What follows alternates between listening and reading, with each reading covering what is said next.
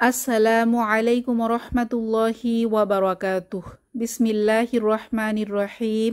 প্রিয় শিক্ষার্থী বোনেরা, আহলান ওয়াসাহলান। আমাদের সিফাতের পঞ্চম ক্লাসে আমরা সিফাতে লাজিমা মুতাদাদা বা বিপরীত সিফাত আছে এমন সিফাতগুলো নিয়ে আলোচনা করছিলাম। আজকে আমরা তৃতীয় জোড়া অর্থাৎ ইস্তিআলা এবং ইস্তিফাল নিয়ে আলোচনা করব ইনশাআল্লাহ। ইস্তিআলা কথার অর্থ উঁচু করা এবং ইস্তিফাল কথার অর্থ নিচু করা।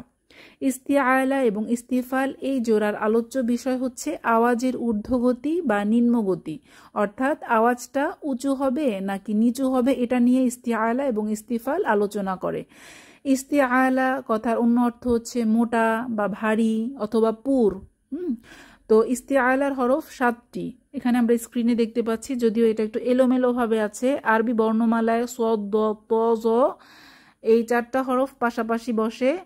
আর এটার সাথে আমরা যদি ক, খ, গ মনে রাখি তাহলে কয়ের জন্য কফ, খয়ের জন্য খ এবং গয়ের জন্য গইন, তাহলে সদ, দ, ত, জ, ক, খ, গ এই 7টি হচ্ছে ইস্তিআলার হরফ। এছাড়াও যদি আমরা অন্যভাবে মনে রাখতে চাই, এই যে এই কথাটুক মনে রাখবো, খুস্স বগদিন কিজ, খুস্স বগদিন কিজ মনে রাখলেই আমরা ইস্তিআলার 7টি হরফ খুব সহজে মনে রাখতে পারবো ইনশাআল্লাহ। তো এই ইস্তিআলার হরফগুলো উচ্চারণের সময় জিহবার গোড়াটা উপরের তালুর দিকে ওঠার কারণে হরফগুলো মোটা শোনায়, হেভি শোনায়। আর এই হরফগুলো যদি আমরা জবর ধরে পড়ি, এই 7টি হরফ তখন অধ্বনিতে উচ্চারিত হয়। যদি আমরা একটু খেয়াল করে দেখি বোনেরা, আমি একটু পড়ে শোনাচ্ছি আপনাদের জবর ধরে।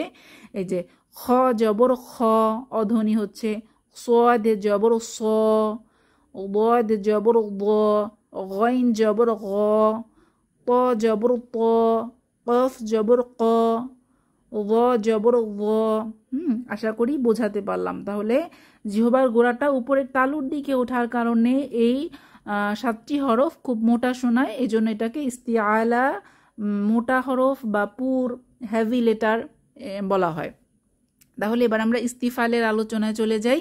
ইস্তিফাল কথার অর্থ হচ্ছে চিকন, হালকা, পাতলা অথবা বারিক। ইস্তিআলা হচ্ছে পুর আর ইস্তিফাল কথার অর্থ বারিক। তো এই যে ইস্তিআলার 7টি হরফ আমরা পড়লাম, এই 7টি হরফ বাদে আরবি 29টি হরফের মধ্যে বাকি যে 22টি হরফ থাকে সব হচ্ছে ইস্তিফালের হরফ, মানে সব হচ্ছে পাতলা হরফ। তো ইস্তিফালের হরফগুলো উচ্চারণের সময় জিহবার গোড়া নিচের দিকে চেপে থাকার কারণে হরফগুলো চিকন শোনায়। আর এই হরফগুলো যদি আমরা জবর ধরে পড়ি তখন আ ধ্বনি হয়। ইস্তিআলারটা অধ্বনি হতো আর ইস্তিফালেরটা আ ধ্বনি হয়। আমি একটু যদি আপনাদেরকে পড়ে শোনাই বোনেরা, জবর ধরে আমরা পড়ব। এই যে এই অংশটা আমরা খেয়াল করি, এখানে 22টি হরফ আছে। আচ্ছা, এই হরফগুলোর মধ্যে একটা কথা আছে, এই র হরফটা, এই হরফটা একটু ব্যতিক্রম, এটা কখনো মোটা কখনো পাতলা। র হরফের উপর যদি জবর পেশ হয় তখন র মোটা করে পড়তে হয়, তখন রটা ইস্তিআলার মতো হয়ে যায়। আর রয়ের নিচে জেড ধরে পড়লে তখন রটা আবার ইস্তিফালের মতো পাতলা হয়ে যায়। তাহলে এই রটা হচ্ছে ব্যতিক্রম, ঠিক আছে। এই ছাড়া বাকি যেগুলো আছে সবগুলো আ ধ্বনিতে হবে। যেমন আমি একটু পড়ে শোনাই, বা জবর বা, হামজাহ জবর আ, সা জবর সা, সবগুলো আ ধ্বনিতে হচ্ছে। তারপর জিম জবর জা, ফা জবর ফা, লাম জবর লা, দেখেন সব আমরা আ ধ্বনিতে পাচ্ছি। তাহলে আমরা আশা করি বুঝতে পেরেছি যে ইস্তিআলা কথার অর্থ মোটা বা ভারী, এটা আওয়াজের ঊর্ধ্বগতি হয়। আর ইস্তিফাল কথার অর্থ হচ্ছে আওয়াজের নিম্নগতি, বা হচ্ছে এটা আলোচ্য বিষয় হচ্ছে আওয়াজের নিম্নগতি এবং এটা বারিক বা চিকন, হালকা শোনায় সাউন্ড। তাহলে এই দুইটা বিষয় আমরা মাথায় রাখবো যে ইস্তিআলার হরফ হচ্ছে 7টি এবং ইস্তিফালের হরফ হচ্ছে 22টি।